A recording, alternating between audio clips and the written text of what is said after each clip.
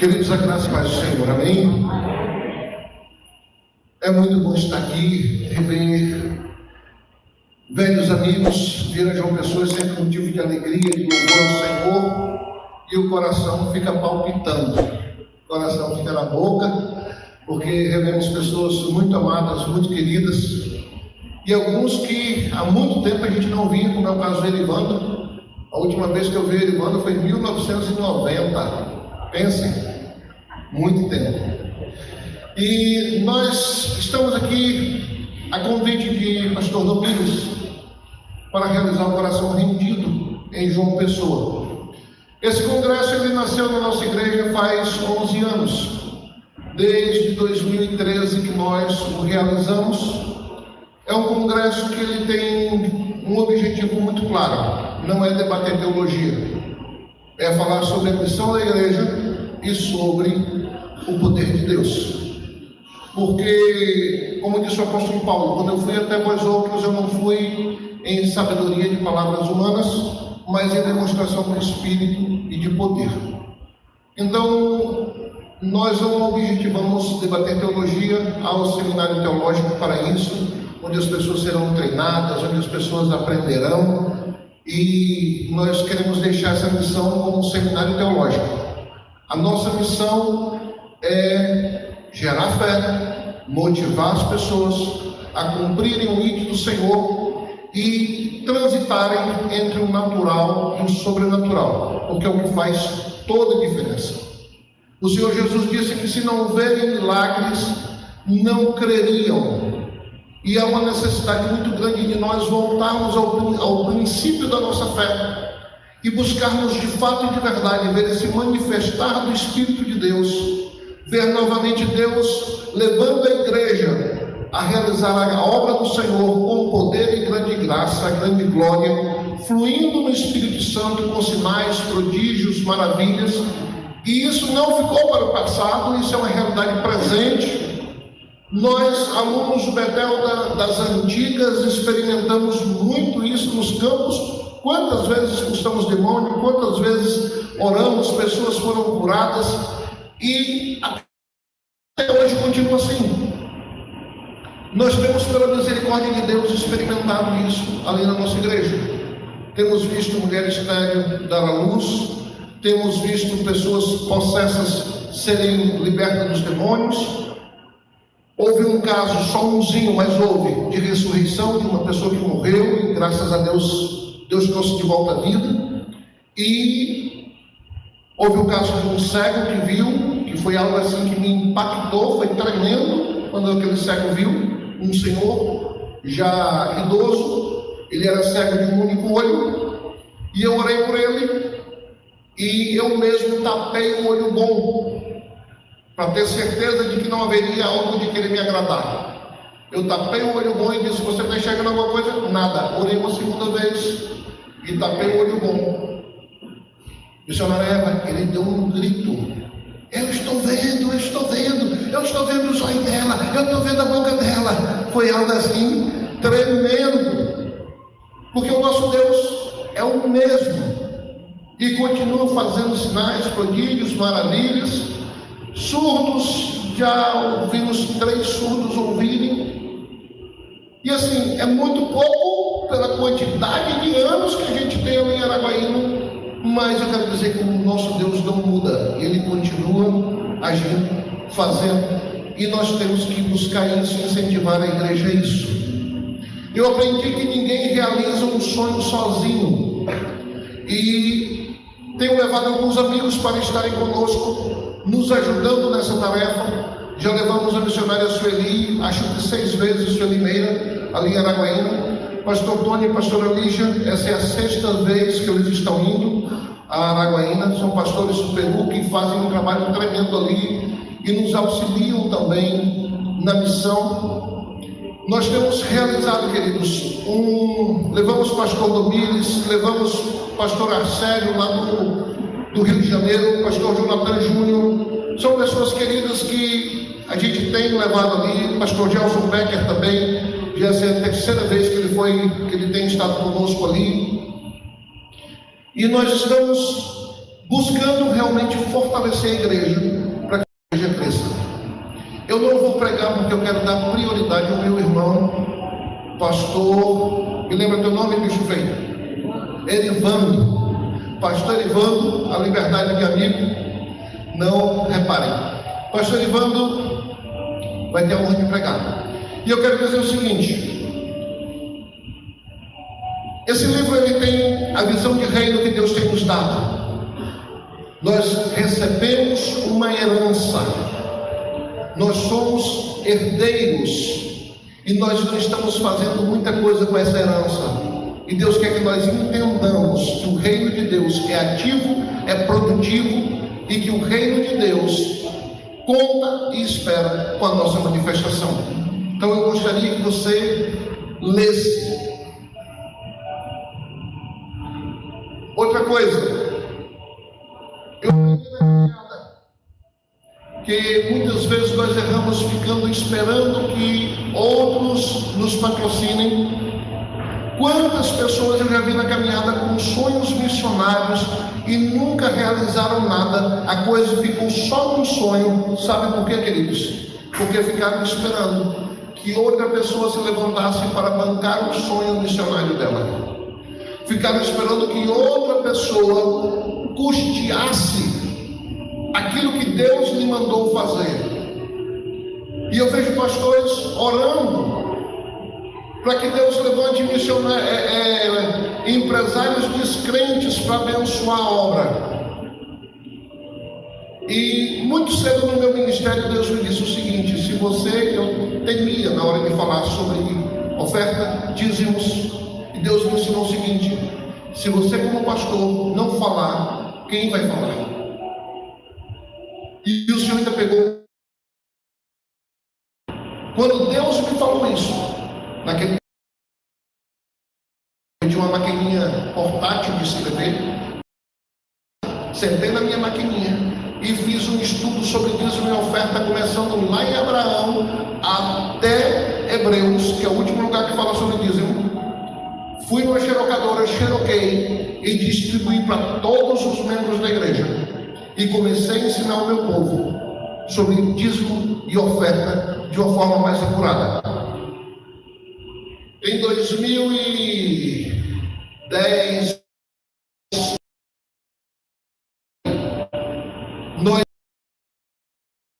sabe o que é esse livro? É fruto de estudos que nós fizemos para ensinar a nossa igreja a crescer financeiramente. Em vez de estar orando para que venha um empresário descrente e abençoe o ministério, nós temos ensinado o nosso povo a prosperar. E não é de Macedo, não é sua vida vai mudar, não é barganha com Deus, é Bíblia. Sou betelino raiz, betelino do tutano grosso. Meu negócio é Bíblia. E venho ensinando o meu povo a prosperar. E graças a Deus, Deus tem nos feito prósperos. E nós já não esperamos que alguém banque as nossas missões. Temos ajudado Betel Brasileiro lá no Peru, lá em Ayacucho. Temos ajudado o Betel Brasileiro lá na favela em Lima. E maiores detalhes depois vocês conversem com Maiavinha, nossa querida presidente, e ela sabe o que Deus tem nos usado para fazer ali. Pastor Domingos também. Deus tem nos abençoado. Nós temos partido para uma nova empreitada agora. Nós estamos comprando famílias escravizadas na Índia. Já ouviram falar dos cristãos escravizados na Índia, que trabalham fazendo tijolos? Graças a Deus nós já compramos 6 famílias para a liberdade, para a glória de Deus. Então estamos avançando. E detalhe, só o nosso grupinho. Numericamente nossa igreja não é muito grande. Numericamente nossa igreja tem aí, eu acho que umas 180 pessoas, amor. Tem quase 300. Eu não sou bom de ficar contando ovelha, não. Eu gosto de pregar e cuidar das que estão mais perto. Amém? Frequência de domingo, graças a Deus, Deus está fazendo a igreja crescer. Então eu recomendo isso aqui. Leiam, nem que seja para você me chamar de herético, mas leia. Eu creio que vai produzir efeito no seu ministério, tá? Não estou aqui para vender livro também não. Graças a Deus o ministério me mantém com honra. Mas eu quero que vocês desfrutem do que Deus tem nos dado. E esse livro aqui é uma parte apologética. Isso aqui é para descer o porrete na cabeça do capeta.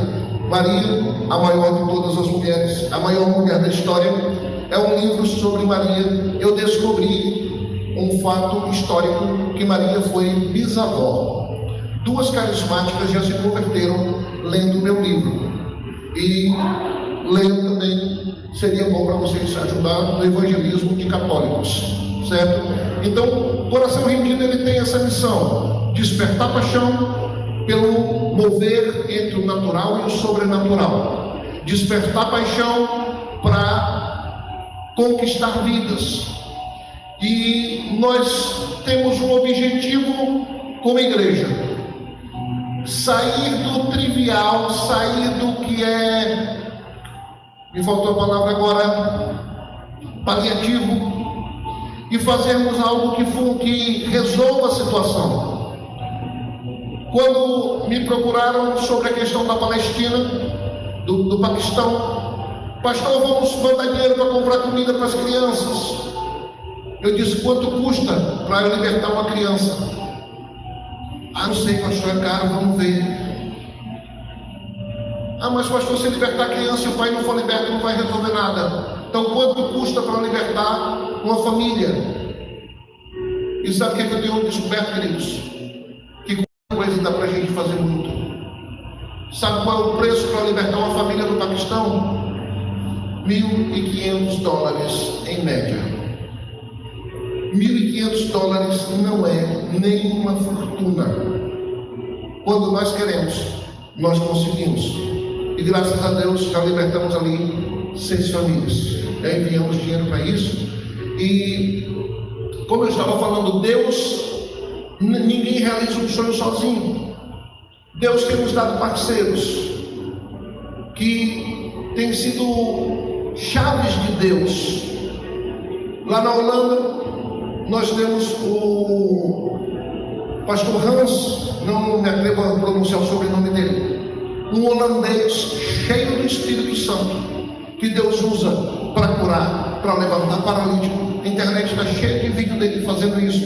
O levei na nossa igreja. Pessoa de cadeira de roda andou, surdo ouviu, tremendo. E sabe o que mais me apaixonou? É porque durante um bom tempo da minha vida eu pensava que a Europa era carta fora do baralho. Mas Deus está fazendo avivamento na Europa.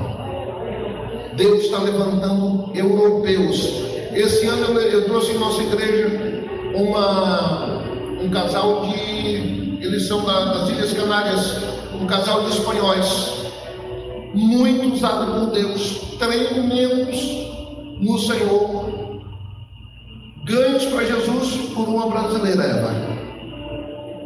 Que coisa tremenda. A brasileira foi lá, ganhou para Jesus, treinou. Hoje a brasileira viaja como tradutora dela para o português, e a espanhola está pegando fogo.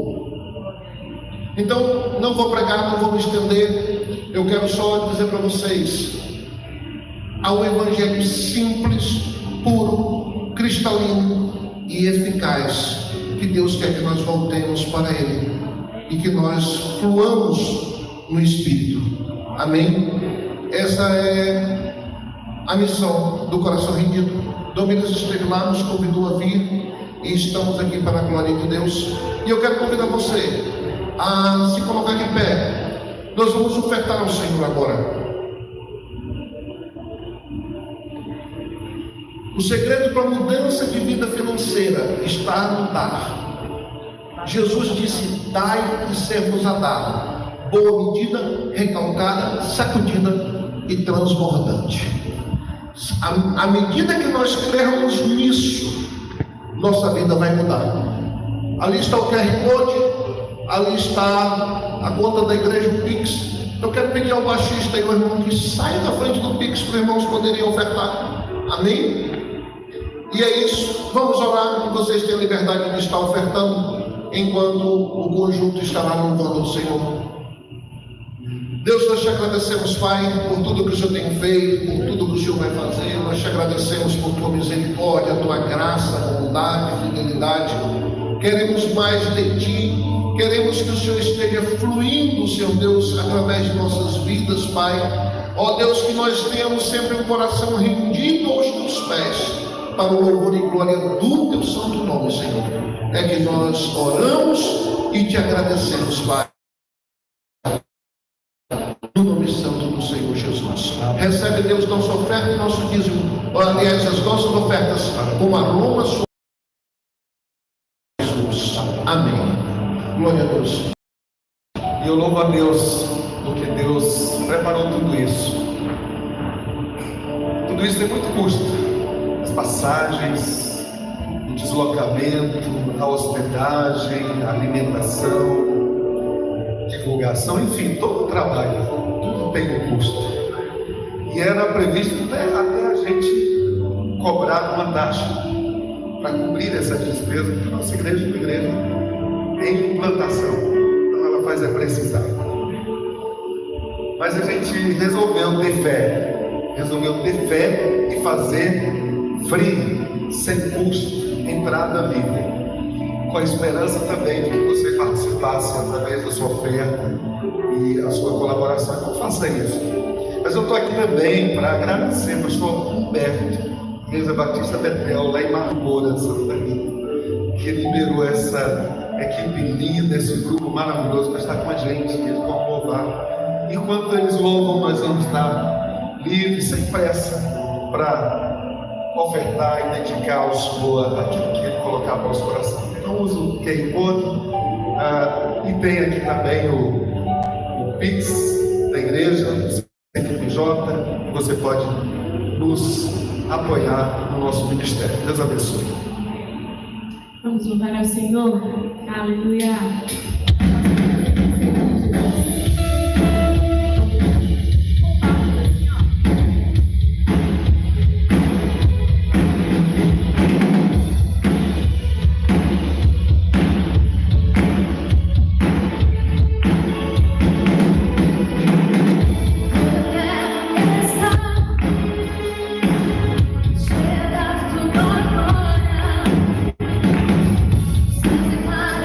Tua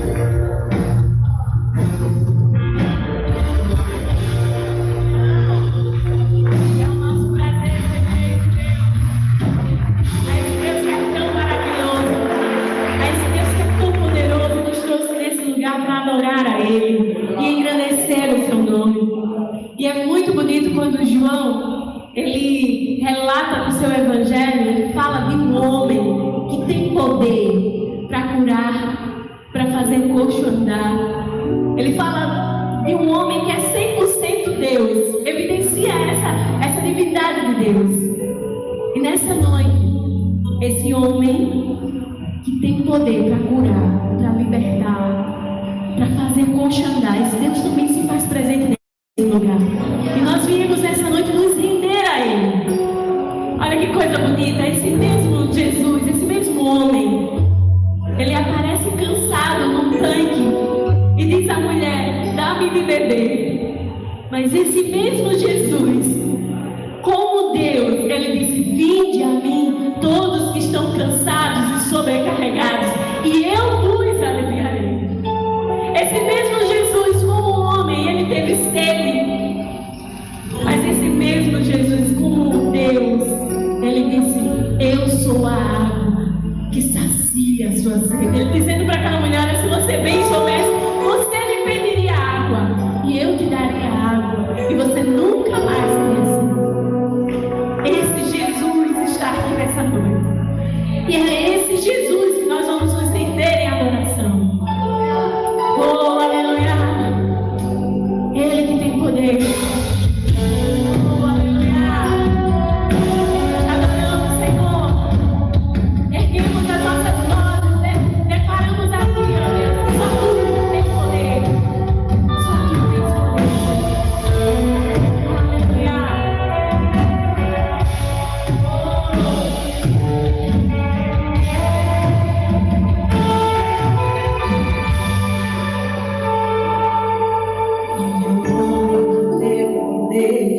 De andar sobre o mar, que é Ele que pode fazer o mar se calar.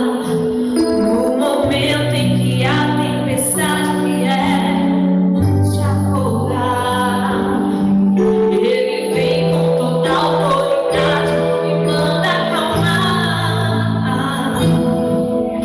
E é um homem que tem o poder de fazer Israel caminhar no tempo que as águas do mar fez caminho no meio do mar para o povo de Israel passar. O mar com os pés enxutos puderam andar no hino da vitória. Quando estiver frente ao mar e não puder atravessar, chame esse homem com fé, só ele abriu o mar. Não tenha medo, irmão, se abrace em Faraó. Deus vai te atravessar e você vai voar. Toda vez que o mar vermelho tiver que passar, chame o nome desse homem para te ajudar. Essas horas mais difíceis serem mais de ver. Pode chamar esse homem que ele tem poder. Se passar pelo fogo não vai te queimar. Se nas águas tu passares não vão te afogar. Faça como Israel e para atravessou. E no nome do Senhor o hino de vitória. Do outro lado,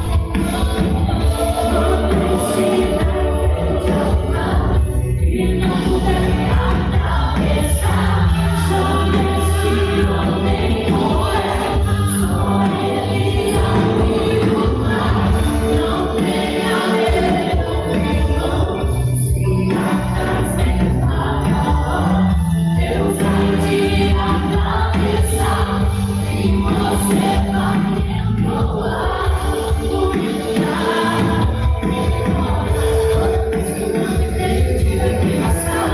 Chame logo esse homem para te ajudar. Nessas horas mais difíceis serem mais de ver. Pode chamar esse homem, ele tem poder. Se passares pelo fogo não vai te queimar. Se nas águas tu passares não vão te afogar. Faça como Israel para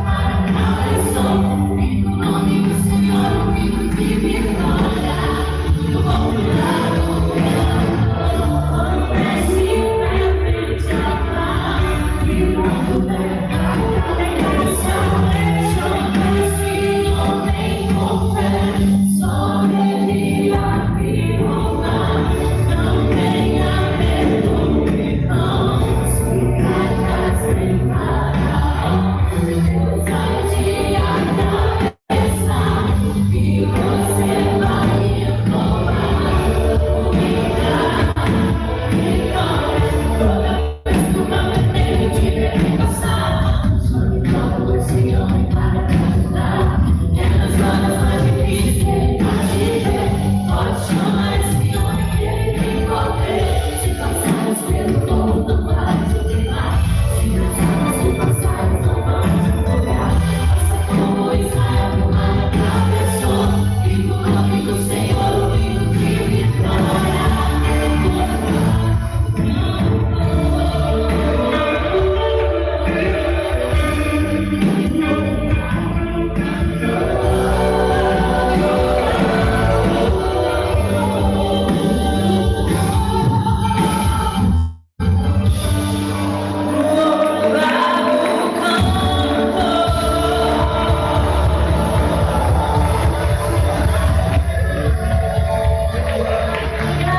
Aleluia! Louvado seja Deus! Ele é o mesmo ontem, hoje e sempre. Ele faz, ele opera maravilhas hoje, agora. Deixa o Senhor trabalhar no seu coração enquanto a palavra vai estar sendo ministrada. Obrigado, Ministério de Louvor, louvar-te, né? Da Igreja Batista Betel, lá em Marcos Moura. Deus abençoe ricamente. Quero convidar aqui nosso querido pastor Elivando. Obrigado. Sua esposa Érica também conosco hoje aqui. Pode sentar. E pastor Elivando, ele é ex-betelino, formado no Betel Brasileiro também. Ele é pastor da Igreja Batista Central, da Iputinga, em Recife. Deus o tem usado com muita graça. E a vida dele é mais um desses frutos que o Betel Brasileiro treinou, formou, preparou e lançou ao mundo. Essa semana eu falava numa rádio e das perguntas que foram feitas, eu disse: olha, eu oriento, eu indico o Betel Brasileiro, por onde eu passo, porque eu tive o privilégio de ver uma casa que é casa de Deus, de fato. E a gente vê, através da sua vida, e o Désio e tantos outros, como Deus está usando, como Deus está fazendo no Brasil e no mundo, através desses ex-alunos. Então a gente fica aqui honrado pela sua vida, por atender o nosso convite, ofertar a sua vida e o seu tempo para estar aqui com a gente, nos abençoar com a palavra. Então, que Deus use com muita graça, como sempre faz, em nome de Jesus. Bem-vindo. Obrigado, pastor Domires. Queridos irmãos, graça, paz e misericórdia. Amém? Glória a Deus. Eu tenho a honra de poder estar aqui com os irmãos nesse primeiro congresso Coração Reunidos. E eu ouvindo o pastor Ildésio, a gente vem conversando há algum tempo sobre o congresso e, por exemplo, deixar de num momento como esse falar um pouquinho só de como foi parar no Betel Brasileiro. Vindo lá de uma cidadezinha no interior do Maranhão chamada Lago da Pedra, e eu ouvi uma missionária na época, uma seminarista chamada Gilvanete, que ainda mora na Bolívia, trabalhava com os quechos, eu não sei se ainda ela evangeliza esse povo, e ela me vendo envolvido na igreja, ela disse: você tem chamado de Deus. E eu não sabia nem o que era isso. E ela disse: você deveria ir para o seminário. E eu perguntei: e o que é o seminário?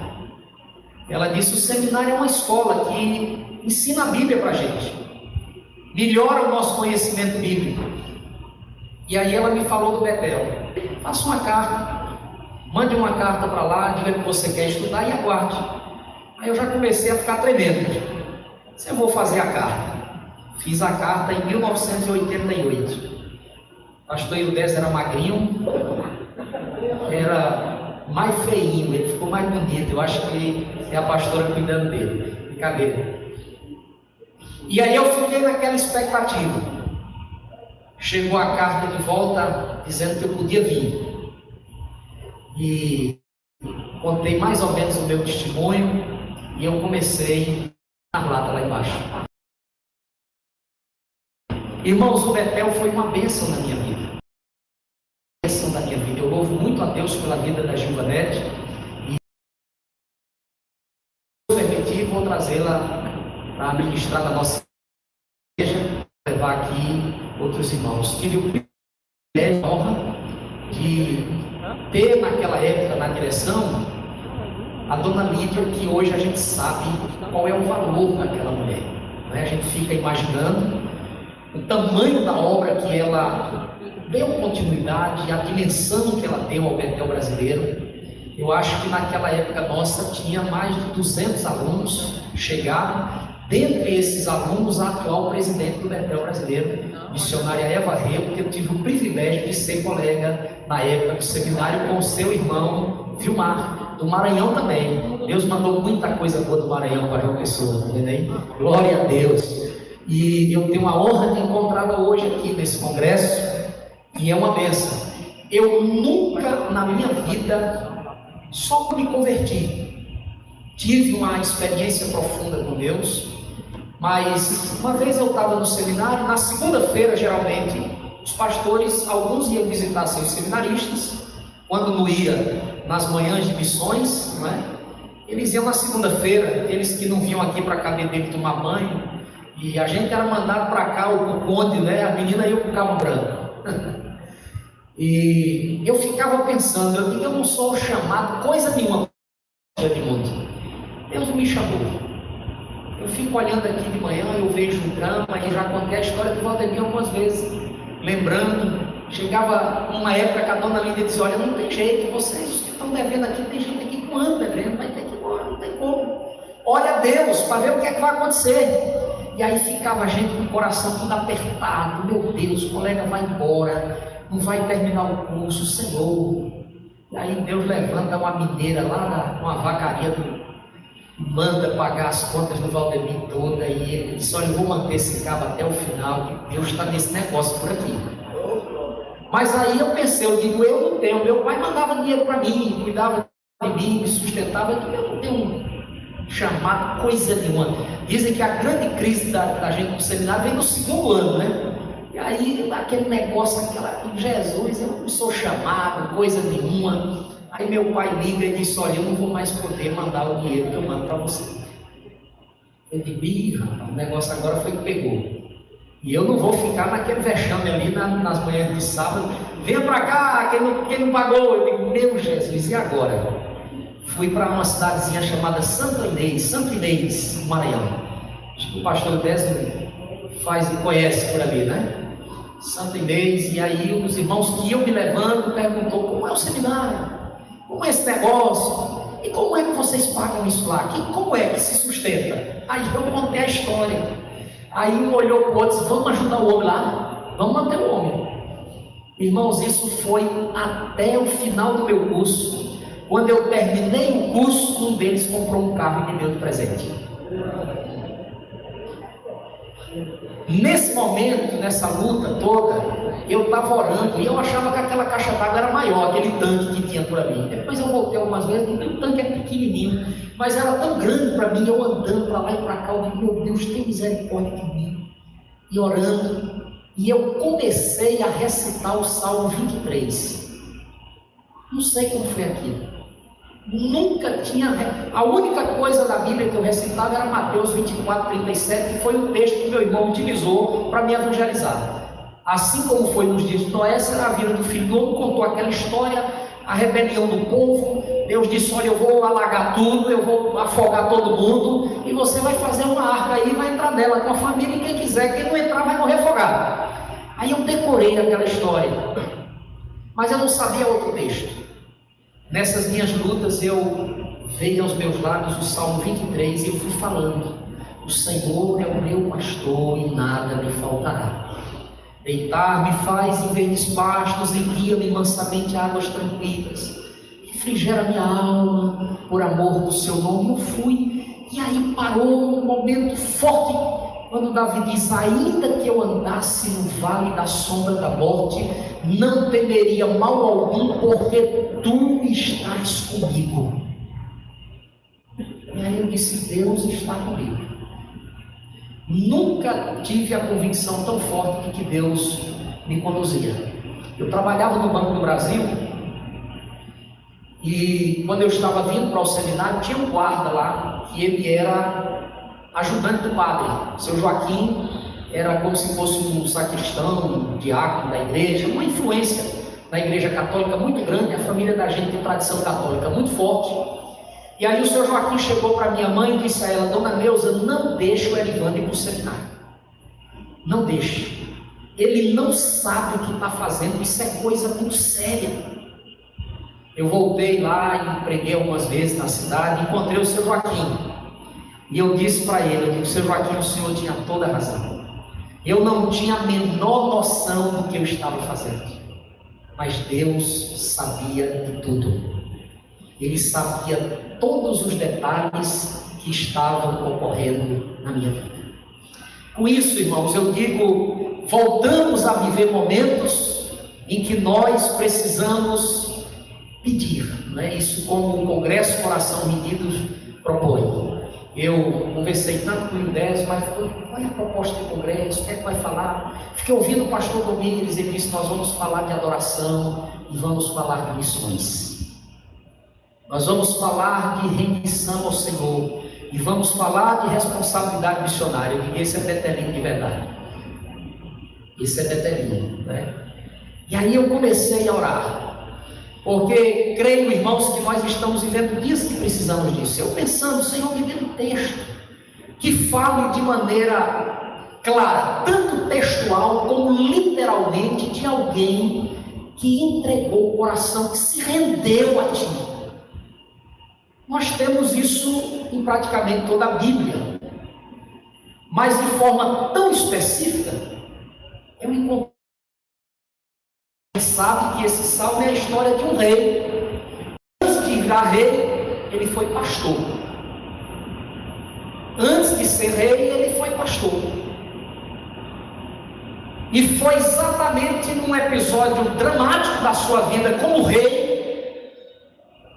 que ele poderia continuar dando sequência a um conjunto de maldades que na sua cabeça era a tentativa de se livrar do problema, que Deus o confronta e ele se rende a partir do coração. Ele diz: eu não vou mais adiante, agora eu vou parar.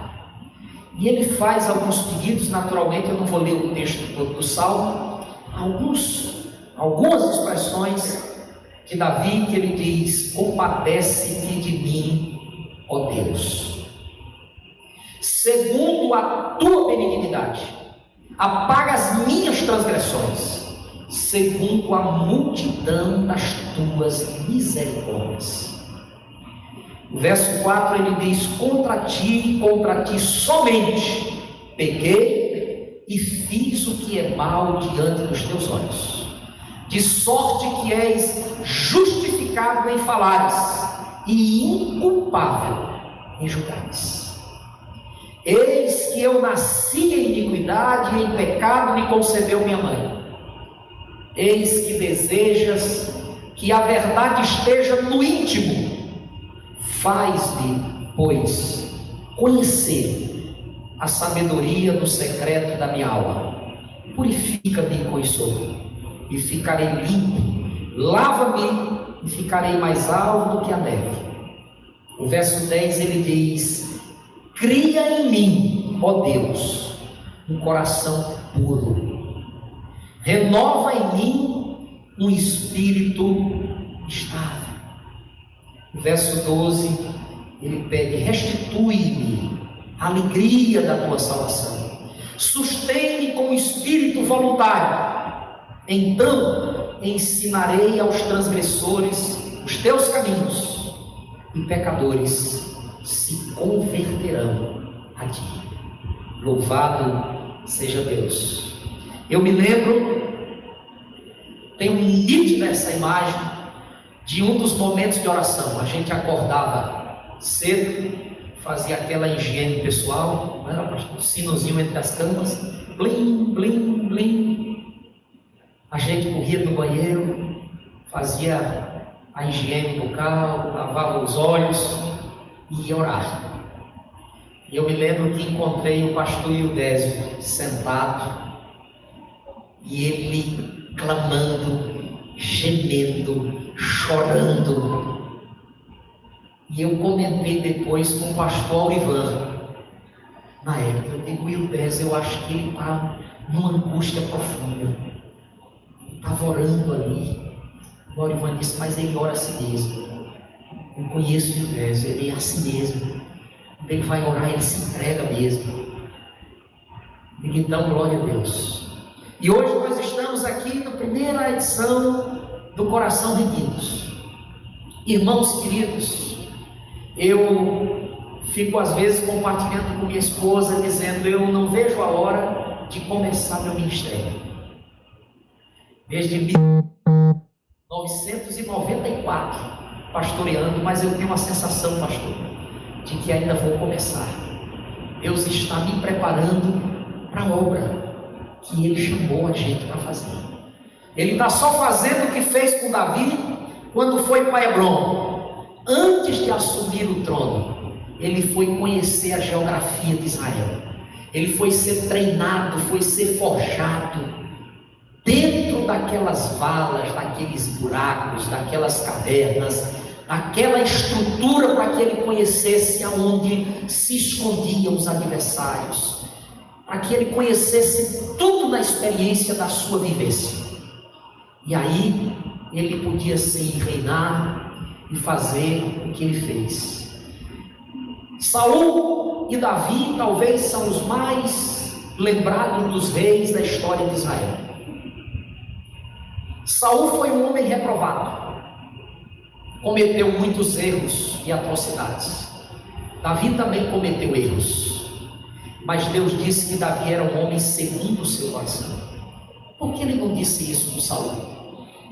Porque Saul nunca teve um coração rendido a Deus.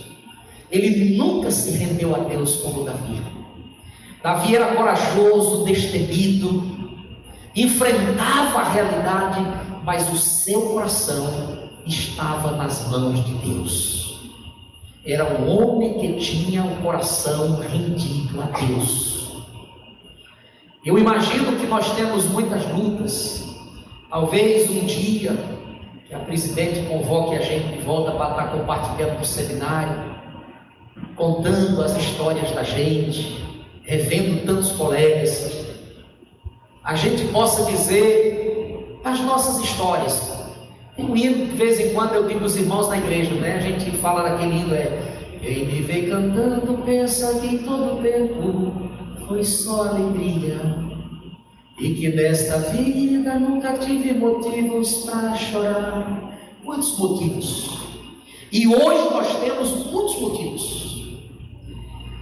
Eu acredito, irmãos, que os momentos difíceis são oportunidades para nós. Mas, como diz o adágio popular, além de não ser fácil, é muito difícil. Às vezes, algumas circunstâncias em que nós vivemos. E eu acredito que a igreja está vivendo um momento extremamente difícil da sua história. Não apenas a igreja brasileira, mas como um todo. E nós precisamos render o nosso coração a Deus.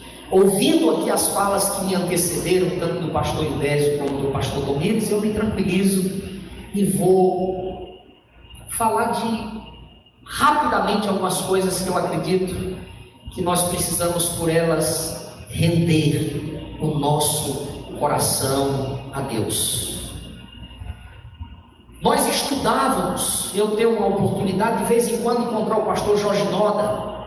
Sempre vou naquela edição da Consciência Cristã na época do carnaval aqui em Campina Grande. E a última vez eu me encontrei lá e a gente conversou muito. O pastor Erinaldo foi fazer uma viagem internacional, precisava passar em Recife para tirar o passaporte, fazer lá a documentação se tornar legal, e eu acolhi.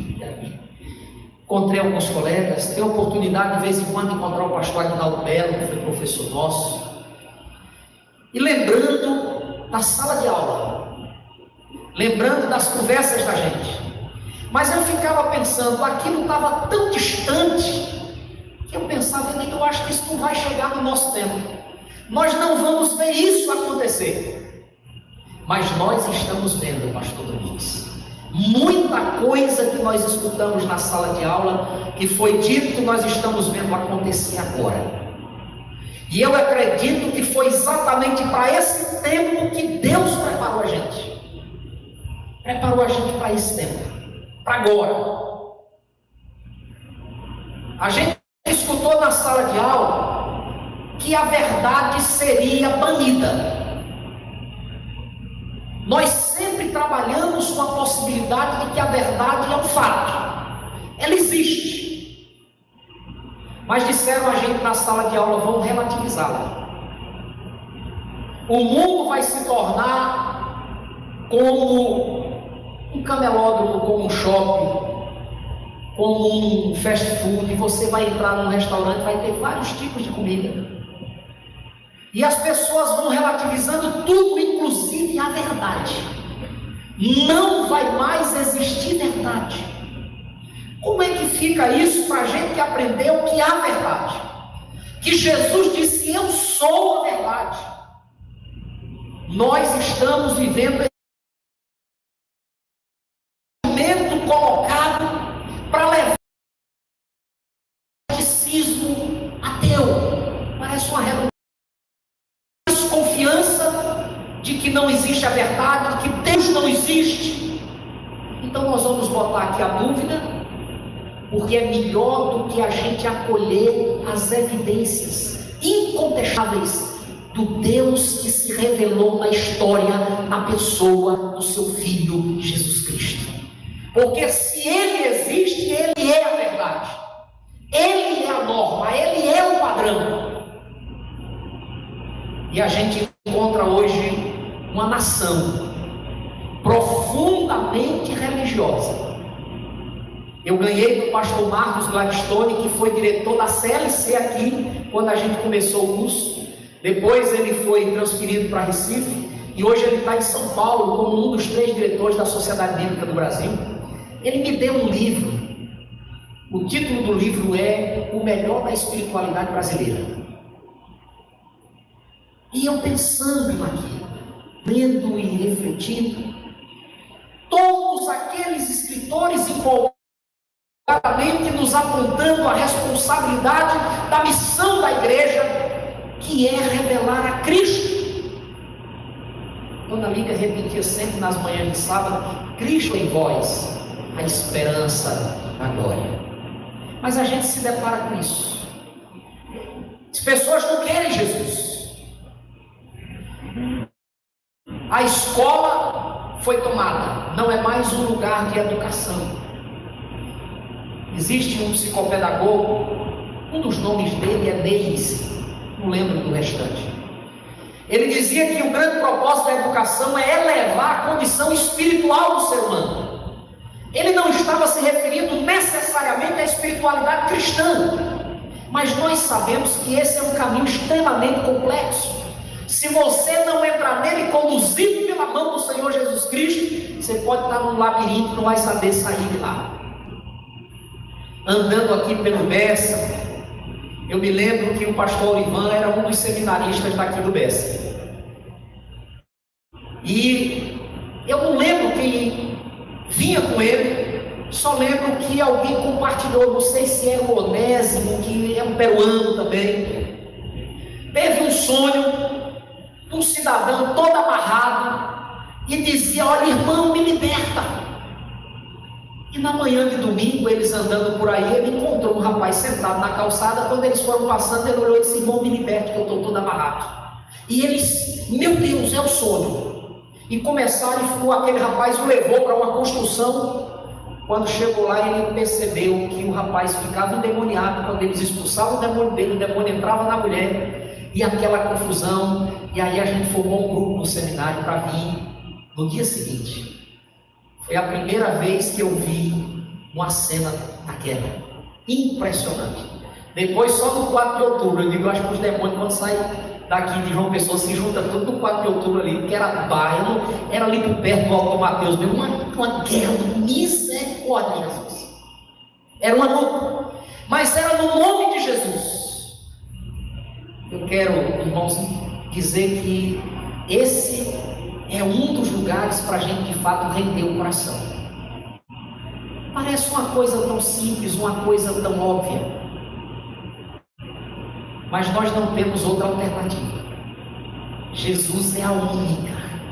Ele disse: sem mim, nada podeis fazer. Sem mim, nada. Ou nos rendemos de fato a Ele, ou nós estamos perdidos. Quantas histórias a gente viu que alguém que quis resistir? Às vezes, para um chamado, alguém disse que o pastor não é aquele que o povo faz ele pastor. Tem igrejas que fizeram dos seus pastores. Tem pastor que eles se fizeram pastores. Mas tem aqueles que Deus chamou e disse: eu vos darei pastores segundo o meu coração. Ele fez pastor. E aí alguém já disse que tem uns que ele chamou e não vieram. Outros vieram sem ser chamados. E outros vieram e não voltaram para a missão. Ficaram com medo de enfrentar o campo. Ficaram dando desculpas para Jesus. Nós não podemos deixar de nos rendermos a Ele. Esse é um lugar de render o coração. O pastor Ildésio levantou aqui um livro e disse: esse livro aqui é apologético. A apologia é uma defesa. Nós precisamos nos render ardorosamente à defesa da sã doutrina. Todos os documentos das igrejas puramente evangélicas está escrito inicialmente: a Bíblia Sagrada é a nossa única regra de fé e prática. Se não nos rendermos a isso, nós estamos perdidos, meus irmãos. E nessa rendição nós precisamos voltar a ela, pelo menos com 3 convicções. Antes de dizer isso, eu quero lembrar, não vou citar o nome, porque muito provavelmente os pastores que estão aqui, irmãos, igrejas, viram um pastor famoso, conhecido no Brasil inteiro, dizer que a Bíblia não faz mais sentido, precisa ser mudada. Depois a Xuxa pegou carona na apologia do pastor, que a Bíblia não merece mais confiança, e ela disse que tem que mudar a Bíblia, tem que reescrever a Bíblia. E a gente sabe que isso não é uma brincadeira de agora. Faz muito tempo que a tentativa de tirar a Bíblia da igreja acontece. Quando eles não tiram literalmente da mão da gente, eles perseguem, eles semeiam a heresia e eles provocam os mais violentos tipos de pecado, porque esses são os grandes adversários da igreja: a perseguição, as heresias e o pecado. Qual é a consciência que nós temos para nos render a essa verdade? Primeiro, que ela é inspirada por Deus. Ela não foi escrita pelos homens, ela não foi interpretada. Eu lembro que lendo uma vez com Rubem Alves, ele disse que deixou a igreja porque quando ele estudou sobre os concílios, ele percebeu que quem disse que era sagrado foram os homens, não foi os homens. Se fosse, ela não sobreviveria. Ela não estaria hoje aqui no Congresso Coração Rendidos como sendo o centro da nossa reflexão. E eu pensei que ao estudar, fazer um seminário de 4 anos e se preparar, estava tudo resolvido. Mas quando a gente chega na igreja, nós percebemos que tem irmãos com 50 anos na igreja que não sabem dizer o que está em João 3,16. É uma luta, é uma peleja. E a gente diz: Jesus, como é que nós vamos dizer ao irmão? Como é que nós vamos agir sem o mínimo de consciência? É um desafio. Precisamos nos render que a Bíblia é inspirada por Deus. Segundo, que ela é inerrante, ela não tem erros.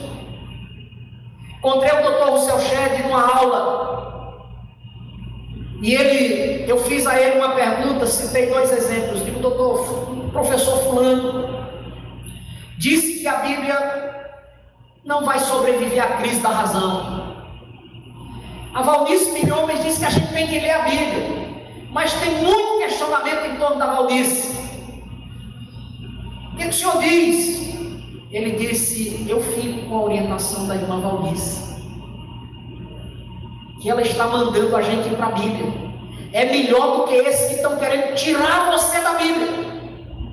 porque a Bíblia é a palavra de Deus. Se você for para ela, Deus vai falar com você.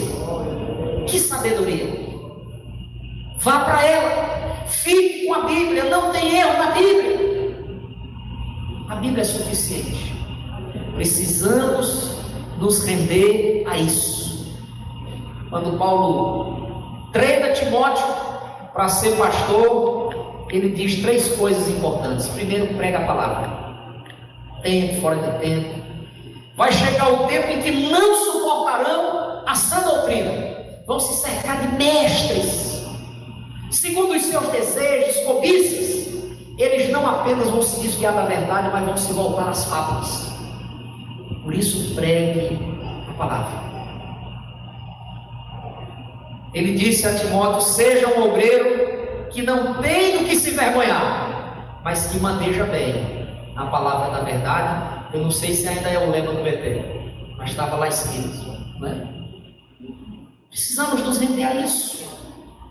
Precisamos render o nosso coração ao compromisso missionário, ao compromisso missionário ou missional, a missão de Deus. O pastor Ildésio estava falando, eu ouvi a Ana Paula Valadão contando uma história semelhante a essa, do investimento que fizeram comprando crianças que eram vendidas para prostituição.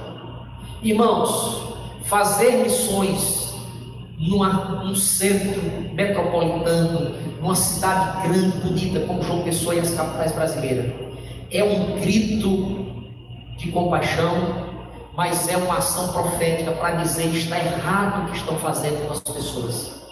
Nós vamos para lá, nós vamos para os vulneráveis, nós vamos para os quilombolas, nós vamos para os indígenas, nós vamos para os presídios, nós vamos para as escolas, nós vamos para os ambientes do profissionalismo liberal, nós vamos entrar em todos os lugares com a palavra de Deus. É preciso nos render de fato à responsabilidade missionária. Eu acredito que os colegas que estão aqui lembram daquela coleçãozinha que a gente estudou missões numa perspectiva bíblica, histórica, estratégica e cultural. Tem que se render a missões. E aí eu quero destacar a dinâmica da cultura. As coisas mudaram, a arquitetura mudou, o jeito de se alimentar mudou, o jeito de se vestir mudou, tudo mudou. E eu tenho medo, pastor Domingos, pastor Ildésio, missionária Eva, os colegas aqui, eu digo: meu Deus, será que eu já estou ficando velho? Agora em outubro estou ficando, mas não está com a barba branca também. Nós estamos, pastor Domingos, não tem o cabelo branco, bonitão todo, parece que está invernizado. Glória a Deus. Isso é uma bênção. Agora no dia 8 de outubro, se Deus permitir, eu vou completar 53 anos. Cheguei no seminário com 18. Mas eu digo: Deus, eu estou ficando velho. Não deixa eu ficar velho para que eu não cumpra completamente a minha missão. Me deixa entender o que foi que mudou e como é que eu tenho que enfrentar essa realidade. Eu vou transcrever literalmente aqui trechos de uma fala do pastor Armando Bispo, que é pastor da Igreja Batista Central de Fortaleza. Numa reunião com pastores, ele disse, falando desse desafio missionário, dando um exemplo de que a igreja, por exemplo, lá no campus da igreja da IBC, da Igreja Batista Central, eles acolhem inclusive detentos que vão cumprir pena alternativa lá na igreja. Tem uma parceria e eles transformam essas pessoas. E eu lembro aqui, irmãos, ouvindo o pastor Marcos uma vez, ele estava entregando Bíblia no presídio Aníbal Bruno lá em Recife. E ele disse que quando terminou de entregar aquelas Bíblias, o detento pediu a ele a Bíblia de estudo que ele carregava. E ele disse: olha, essa eu não posso dar, só essas que eu já distribuí. E aquele camarada ficou pedindo, aquele olho triste. E aí ele parou e disse: por que você quer essa Bíblia? Ele disse: pastor, eu quero para me entender melhor e poder falar de Jesus. Eu quero essa Bíblia porque há 5 anos atrás eu perdi a minha esposa e os meus filhos. Eu perdi o meu melhor amigo. Eu perdi a minha liberdade e vim parar aqui. Mas segunda-feira eu vou sair.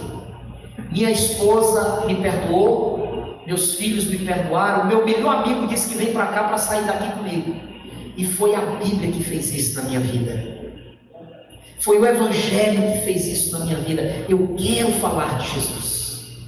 Nós precisamos de fato olhar com um olhar de compaixão para a cidade, irmãos, para as pessoas, pedir que Deus alimente esse amor no nosso coração.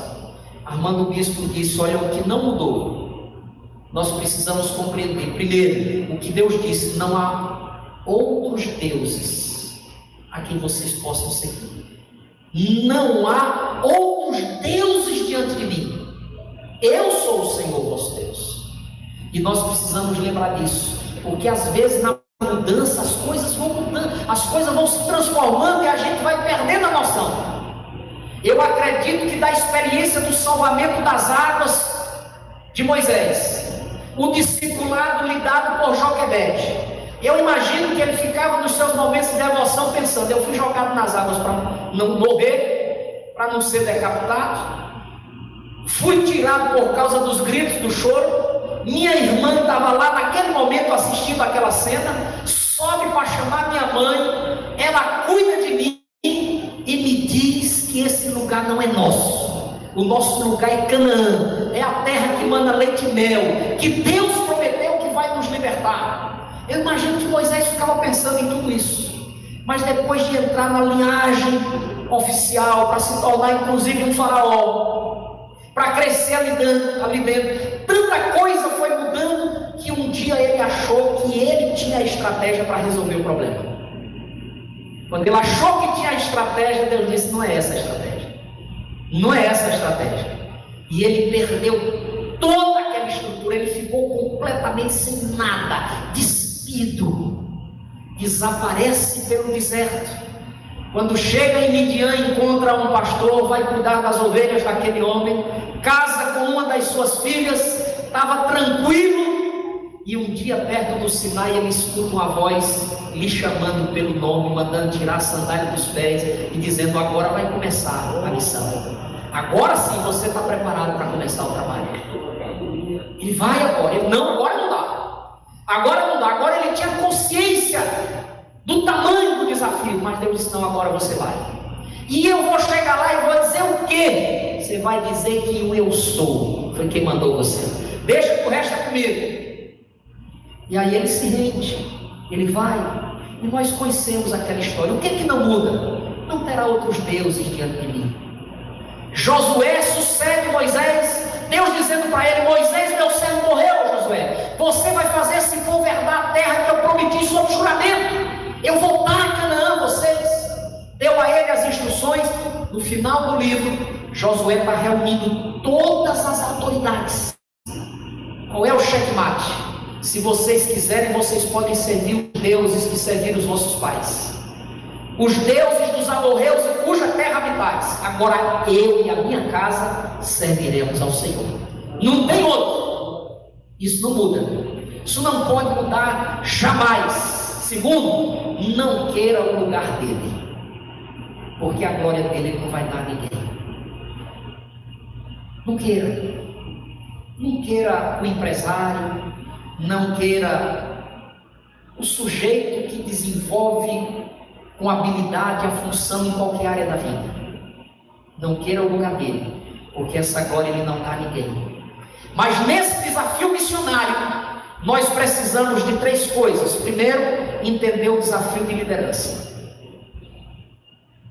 Não apenas em conceitos, como a gente tem estudado tanto, mas na verdade no exemplo, no fazer.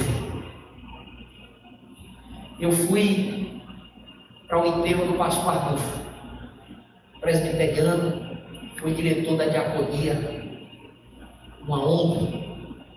E o filho dele, na hora da fala, disse: irmãos, era impossível meu pai pedir alguma coisa, mesmo às vezes longe do nosso alcance, a gente retrucar, porque não tinha como a gente negar. Eu ouvi a filha do Dr. Rousseau Cheque no seu culto fúnebre, ela dizendo: eu tenho 50 anos de idade, Sei que o meu pai que está nesse caixão era um pecador, porque a Bíblia diz que ele é pecador, mas eu nunca vi meu pai pecar. Não era o vizinho, era uma filha de 50 anos de idade. É impressionante. Nós temos esse desafio sim, mas nós temos o desafio da liderança, da unidade. A igreja não pode só se juntar. Dia desse eu disse a alguns colegas, eu digo, olha, vamos pelo menos se juntar, fazer volume. Os inimigos se juntam, mas não se unem. A igreja não pode só se juntar, ela tem que se unir. Ela tem que querer a mesma coisa, ela tem que pensar na mesma coisa, ela tem que fazer a mesma coisa. Nós precisamos de unidade, nós precisamos se multiplicar, seja pelos pequenos grupos, que é uma fortaleza, seja pelos congressos que vamos organizar. Nós precisamos nos multiplicar. A ordem é essa: cresça. Nós sabemos que Deus quer isso de nós, e nós precisamos inovar. Isso são expressões de fato do abandonismo. O novo, a gente gosta de coisa nova. O pastor Ildésio mandou o localizador, disse, olha, se você quiser vai lá encontrar o Domingos, se não quiser vem aqui na praia, eu estou aqui na praia. Quando eu li a mensagem, o localizador mandou logo eu fazer uma curva, e eu fiz a curva, fui bater na praia. Quando cheguei lá, o homem já tinha saído, não pagou a lagosta. Eu digo, estou aqui no bar da lagosta. Ele disse, eu já estou aqui no banco, quiser me dar um golpe, eu já vim aqui resolver o problema. Não é? Então, mas aí o que a gente foi naquele caminho que a esposa foi filmando e tal. Olha, isso aqui é uma coisa nova, é bonito. O novo não vai mudar a essência, mas a gente precisa inovar. O tempo é outro, a roupa é outra, o jeito é outro, as coisas são diferentes. Ou nós entendemos isso, ou vamos perder a nossa geração. Isso está dentro do desafio missionário, nós precisamos nos render a isso. Eu vou concluir agora com aquilo que todos nós vivenciamos na experiência da nossa formação. Talvez esse seja o principal lugar para nos rendermos de verdade. De verdade. Eu fiz aqui umas imagens bonitas, os irmãos cantando. Pastor Ildésio, esse galegão bonito aqui, eu mandei lá para um colega meu e disse, rapaz, quem é esse cara aí? Está aí mandando as imagens bonitas.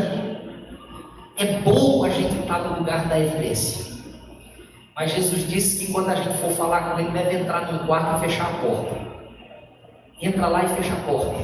E vamos bater um papo, só nós dois. O lugar da devoção, o lugar da conversa, não é? Nós estamos vivendo uma geração, irmãos, que a gente escutou os pastores dizendo na sala de aula para a gente, o mundo que nós estamos vivendo é descartável. Tudo, inclusive os relacionamentos, são superficiais. Isso é tão sério que o relacionamento com Deus a gente vai vendo que é assim. É aquela coisa aguada, como a gente diz aqui no Nordeste. Não tem essa experiência do relacionamento. Não tem esse cuidado. Como nós precisamos nos render a isso. Isso é a base da nossa rendição. Eu reconheço a importância do patrimônio intelectual como instrumento útil, necessário para o pastoreio. Mas quando Jesus conversou com Pedro, ele fez a ele uma pergunta: você me ama? Ele escolheu um conteúdo do afeto. Tu me ama, Pedro? Ele não puxou o currículo, me dá o teu currículo. Eu não estou minimizando isso jamais. Mas ele perguntou, tu me amas? Depois ele pergunta novamente, pergunta de novo. Quando ele viu que o bichinho não alcançava o que ele estava querendo, ele desce um degrau e disse, é verdade se você está me dizendo? Ele disse, tu sabe de todas as coisas. O que foi que ele disse? Então apacenta as minhas ovelhas. Se não amar, e a gente só aprende a amar na devoção, no relacionamento. Se não for assim, a gente não conhece. Conhecer é sinônimo de se relacionar. Eu conheço um bocado de gente que eu nunca vi pessoalmente. Li até a biografia de gente que já passou, de gente que está passando, de gente que está na evidência, mas eu nunca vi pessoalmente. Mas eu conheço minha esposa. Eu conheço a Sofia e a Ana Carolina. Eu sei que se levanta de noite e abre a geladeira Só pelo jeito que arrasta a sandália, pelo jeito que fecha a porta do quarto, porque nós nos relacionamos. Esse é um desafio, irmãos, que nós temos para nos render. A vida devocional é fruto de convicção renovada, renovar a nossa mente, aonde começa as batalhas, na mente da gente. É aqui que a gente ganha ou a gente perde. Esses dias eu disse a um grupo de irmãos da nossa igreja: eu não sou pastor de CNPJ de estatuto, eu sou pastor de gente, de carne e osso. Não minimizo isso, a igreja precisa, o aspecto institucional da igreja existe, é uma necessidade, mas nós precisamos ter muito cuidado com ele, porque o institucionalismo e o tradicionalismo que ele trouxe para a gente, ele feriu muito de nós, ele machucou muita gente, covardemente. Talvez a figura bíblica mais forte que a gente possa trazer para esse momento de reflexão, onde estamos propondo render o nosso coração a Deus, seja quando os discípulos de Jesus são identificados por um grupo de hipócritas, e eles olham para Jesus e dizem: por que é que os teus discípulos comem e não lavam as mãos? Jesus não perdeu muito tempo e disse: falou Isaías muito bem a respeito de vocês, hipócritas. Vocês me honram com os lábios, mas o coração está longe de mim. Vocês ensinam doutrinas, são coisa de homem. A tradição de vocês invalida o mandamento de Deus. Nós precisamos entender isso, irmãos. Como esse institucionalismo tem ferido muita gente, e por ter sido ferido e muitas vezes não ter sido curado, é possível que a gente tenha machucado tantas pessoas. Eu oro a Deus que o Senhor tenha misericórdia de mim. Eu quero sempre ser um pastor que eu vou dizer: eu tenho marcas, mas feridas não. Deus tratou a minha vida.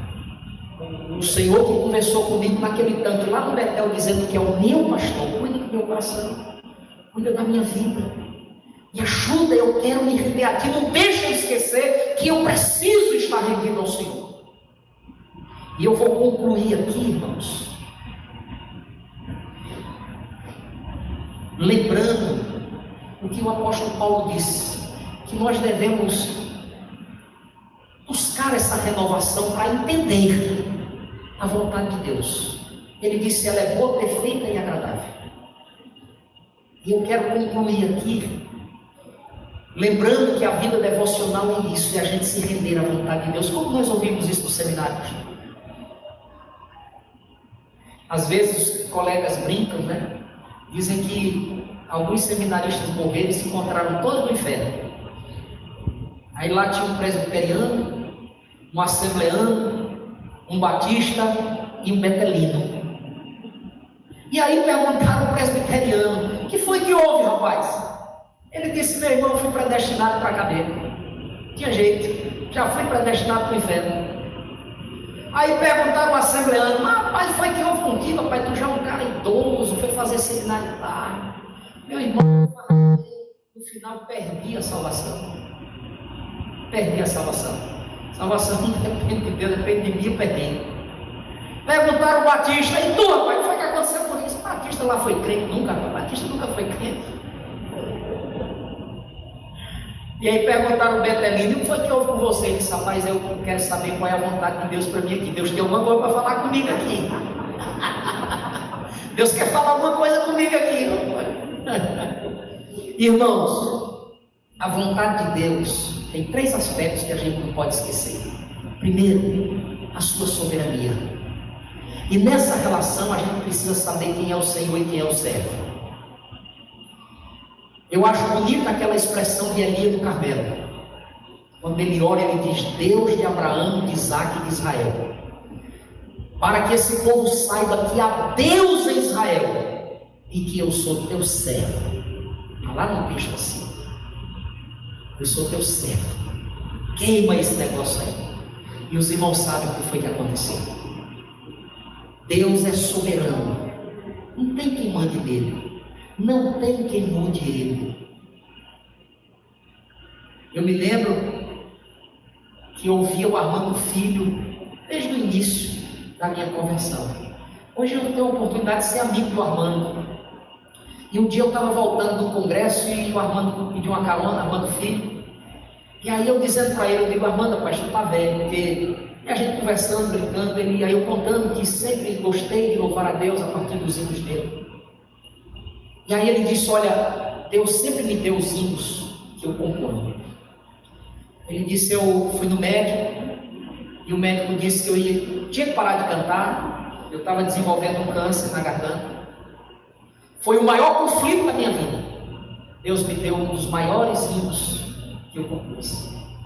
Eu ia orar, e ele dizia, uma voz me diz, eu devo parar, mas outra voz maior me faz assim cantar, soberano és tu, Senhor, soberano és tu, Senhor, antes que viesse a existir, traçaste um plano lindo para mim, quiseste me usar para o teu louvor, Senhor.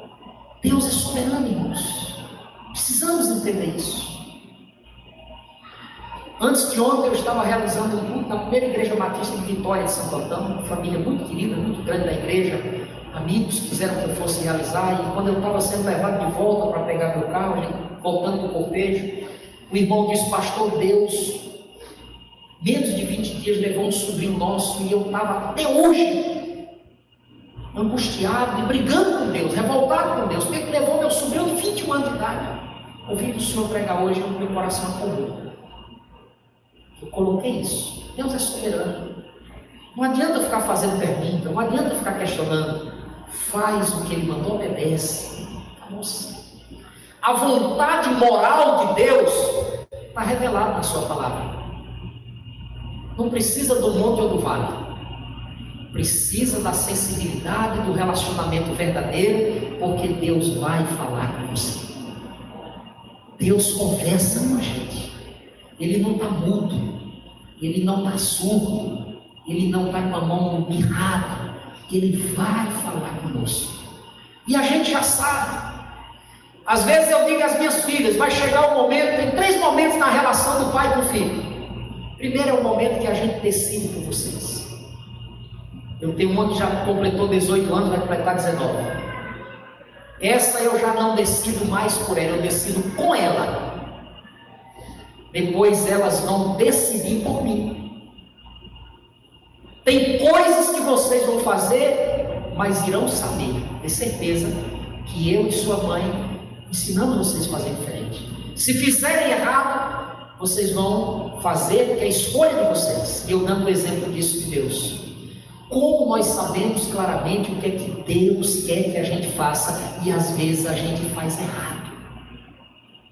Mas a gente sabe o que é que Ele quer. A gente sabe o que é que Ele pede. Finalmente, a vontade de Deus é para mim. Na experiência de Davi, no Salmo 139, ele singulariza aquela conversa. Ele disse, Senhor, eu sei que Tu me sondas e me conheces. Deus sabe, e nós sabemos, que é uma vontade pessoal para nós. Eu não sei o que Deus quer de você, mas você sabe. Renda-se à vontade de Deus. Tenha um coração rendido a Deus. Eu sei, Senhor, que Tu és soberano, mas eu sei o que é que o Senhor gosta e o que é que o Senhor não gosta. E eu sei o que é que Tu quer para a minha vida. Não fuja do que Deus quer para a sua vida. Não corra do que Deus quer para a sua vida. Não tenha medo do que Deus quer para a sua vida, porque Ele é que vai fazer. Ele só quer o seu coração rendidos ou rendido nas mãos dEle. Amém? Que Deus nos abençoe, que Deus nos ajude, que nós tenhamos sempre o coração rendido nas mãos do Senhor nosso Deus. Deus abençoe a todos e muito obrigado, pastor Idésio, pastor Domingos, pelo privilégio de poder me trazer hoje para estar aqui com vocês e compartilhar nesse momento tão especial. Vamos ficar em pé? Nós já estamos finalizando nosso primeiro dia de congresso. Que bom ouvir uma palavra tão rica. Que bom sermos direcionados quanto ao caminho da rendição. Render a Cristo. Render a palavra de Cristo. Render a missão de Cristo. Render a devoção a Cristo. Isso é fantástico. Esse é o caminho para o avivamento. Esse é o caminho para a glória. Glória a Deus, glória a Deus, glória a Deus. Eu vou convidar aqui o pastor Gelson Becker para fazer a oração final. Vou subir aqui. Pastor João, por favor, sobe aqui. O pastor Gelson vai fazer a oração, o pastor João vai fazer a bênção apostólica. E eu quero desafiar você a divulgar, a convidar mais alguém, a convidar seu amigo, seu irmão, seu familiar, porque amanhã Deus tem muito a fazer. Amanhã Deus tem muito a realizar nas nossas vidas aqui. Hoje foi só o começo, apontando o caminho para o avivamento. Rendição a Cristo, a palavra de Cristo, a missão de Cristo e a devoção a Cristo. Que somos ambos. Glória. Ele é o nosso garoto missionário. Não, amo vocês. Vão poder servir estar juntos. Fecha o coração, abre. Fecha os olhos, abre o coração, porque o coração rendido é isso, a habilidade de oferecer a Deus um fruto de arrependimento. Eu fui muito edificado nessa palavra. Se porventura algum confuso esteja se sentindo como Saulo, que o ministério do Espírito Santo seja ativado a partir desse vídeo no YouTube ou dessa palavra aqui no auditório, porque é Ele que nos convence da justiça. É Ele que nos convence do juízo. É Ele que nos convence do pecado. Pai, obrigado por essa noite. Obrigado pela instrumentalidade dessa casa, dessa igreja, de toda a equipe envolvida, pastor Gomes, cada homem e mulher que veio, separou o seu tempo, ministro de louvor, diaconato, equipes, todos que estão conosco agora pelo link no YouTube assistindo, tenham uma atmosfera de fruto de arrependimento sendo ativada pelo poder do Espírito Santo de Deus, pelo testemunho de Jesus, pelo mesmo Espírito que ressuscitou Jesus entre os mortos, venha sobre essa geração e sobre esse perímetro geográfico, nesse tempo, na Paraíba, no Brasil, nos confins da terra, brotando em nós uma fome, uma sede, uma paixão, uma expectativa santa, que não é fruto do nosso moralismo, mas é fruto, Senhor, do Teu poder se aperfeiçoando em nossa fraqueza. Por isso eu decido me render ao ministério do Espírito Santo de Deus. Eu decido me unir à palavra que foi proclamada nesse altar esta noite. Eu recebo essa palavra. Eu quero ser a extensão e a continuidade desse ensinamento. Espírito Santo de Deus, leva-nos em paz, em segurança, e traga-nos com uma psique favorável, com uma mente bem disposta ao Senhor Jesus na ministração da manhã. Assim será, para a glória de Jesus. Amém. Que o amor e a graça de Deus, que a obra redentora e transformadora do Senhor Jesus Cristo, que as consolações, os dons e fruto do Espírito Santo possa conduzir a igreja do Senhor a uma rendição completa, em nome de Jesus. Amados, amanhã, hoje nós tivemos um probleminha de atraso devido ao trânsito que estava complicadíssimo, mas amanhã às 19 horas a gente está. Os livros aqui vão estar ali na portaria. Então, adquira o livro, abençoe a sua vida e o ministério também do pastor Inés. Obrigado, pastor Edmundo, pastor Valdemir, obrigado, pastor João, obrigado, pastor Humberto, obrigado, missionária Patrícia, obrigado, a família, obrigado, o ministério louvar-te. Que linda canção, que linda apresentação. Obrigado a todos. E amanhã, todo mundo convidado para estar aqui com a gente às 19 horas. Vai ser uma grande noite.